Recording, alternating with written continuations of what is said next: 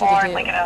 2-4, Baltimore. Pretty much had to do what we did last August when we had William Moore over around campus. I got up and told my mother at work in Richmond to let her know that I was had like vests on and some had guns in their hands and everything, and it just, I felt like I was like in a war zone. Or because when we look at the two guns that the shooter used, this being a South Korean national, you've got a 22 and a 9mm Glock. How easy is it for a national, a foreign national, to get guns like this? You know, it's very easy for anyone to get, whether foreign national or not, to get guns like this. They're sold all over in gun stores. To watch and listen to how this shooting played out on campus.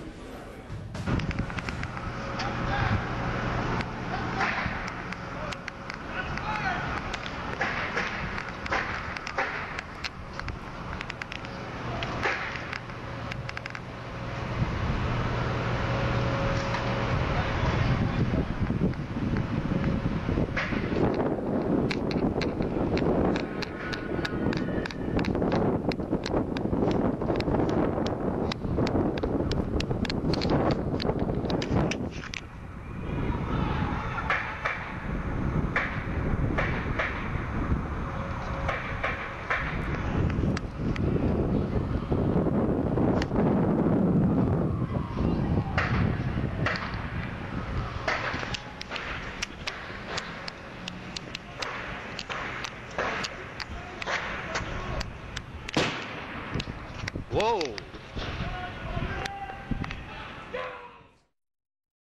Most recently, on April 16, 2007, Cho Sung-wee, a Virginia Tech student, opened fire on 2 locations inside the campus. Killing 2 in a dorm room, he mailed a package, then 2 hours later, struck again at the engineering and general classroom building. The final toll? 33 dead, including Cho's suicide. Mass shootings, from the clock tower in Austin, Texas in 1966 to the Columbine High School incident in 1999. They've shaped America. Charles Whitman, a 25-year-old graduate student, opened fire on the University of Texas at Austin campus in early August 1966. Shooting from a 307-foot-high limestone tower, Whitman unleashed his arsenal on the students and faculty below. Whitman ended his rampage only after police bullets stopped him. 13 dead in his hour-and-a-half run.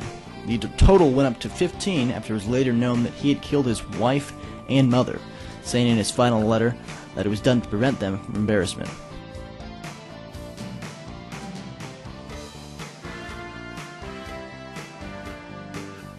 Eric Harris and Dylan Klebold, seniors at Columbine High School in Littleton, Colorado, entered their high school on Tuesday, April 20th, 1999, and killed 12 students and 1 teacher.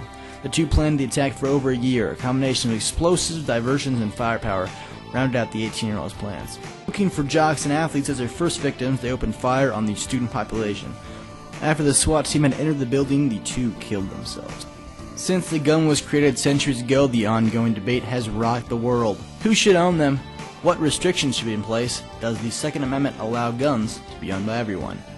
Is gun control out of control? In this documentary, an objective point of view will be taken on the swirling turmoil known as gun control. We will look at the past, present, and future in a way that, after watching this video, you, the viewer, can make an informative, unbiased decision on how guns should be regulated. The United States Constitution is the basis and foundation for which our country's principles were founded. In 1781, when the Constitution was written, the people of this great nation had a fear. They feared that unless their rights were specifically stated, they would be violated and not upheld. The Second Constitution of Congress resolved the situation by adding the Bill of Rights. These rights show the basic principles of human life that the American government can never take away from the public. In these rights, the Second Amendment states that a well-regulated militia, being necessary to the security of a free state, the right of the people to keep and bear arms shall not be infringed. The Second Amendment allows those who qualify to own a gun, and Sheriff Neil Williamson believes that guns for citizens are necessary for maintaining the citizens' safety. The state of Florida agreed. Florida issued a right to carry law in 1987. The Florida homicide rate dropped 36% between 1987 and 1994. In that same time span, the U.S. rate only decreased 0.4%.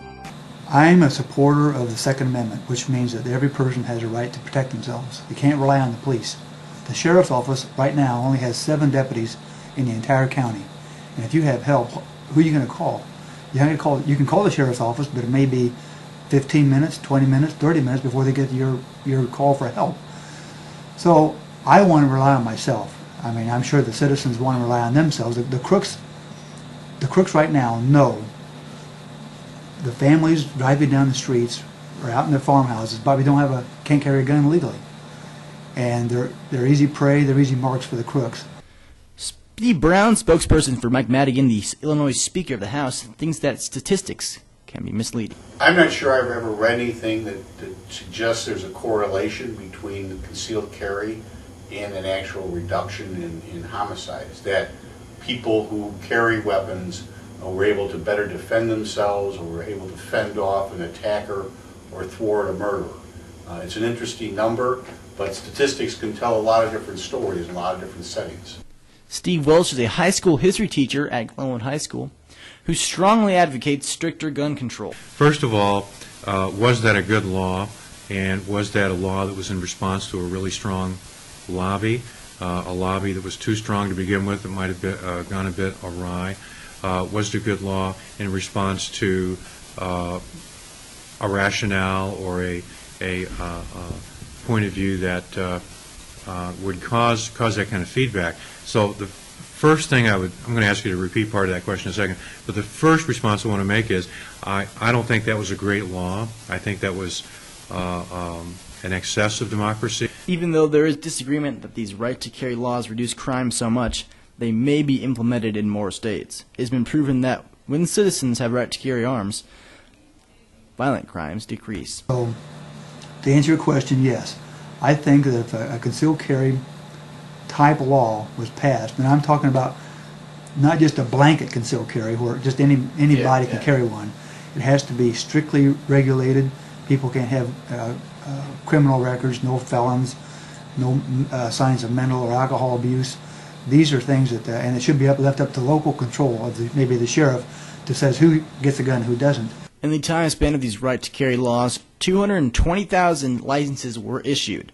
Of those 220,000 people, only 18 committed a gun violated. That means that those aren't the people we have to worry about. I worry about the people, the crooks, that are never going to comply. They don't comply with traffic laws. They drive cars without insurance. They, every different crime you could imagine they're going to do. So why would they worry about going down and registering for a firearm? They're not going to do it. I think you have to have more police on the street. You have to have tougher sentences. The judges have to get tough with these people and give them some long jail terms. I'm not talking about days or weeks, but months and years in jail for crimes committed with guns.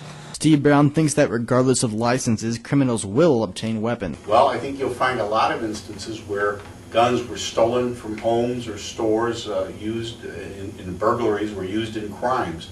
And there's no arguing that people intent on committing crimes seldom pay much attention to firearm safety laws. But I think it's safe to say that if there were more restrictions on how guns are purchased, how guns are transported, and how guns are stored in homes or in businesses, we might be a safer nation. Mr. Welsh disagrees with the Florida's right-to-carry law due to the issues it caused in the Florida court system. So the law passed, and if you'll recall, immediately there were thousands and thousands and thousands of applications to be able to be one of the citizens of Florida that could have a concealed carry or have a weapon on their person.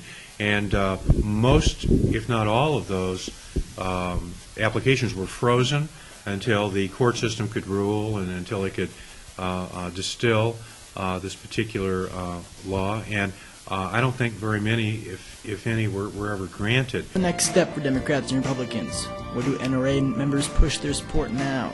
The next generation will decide. The United States of America will always have to deal with this issue and all other issues included in the Bill of Rights. After watching this documentary, you should feel confident making your own decision on this topic, whether that be pro-control, pro-Second Amendment, or somewhere in the middle. Just remember, keep an open mind.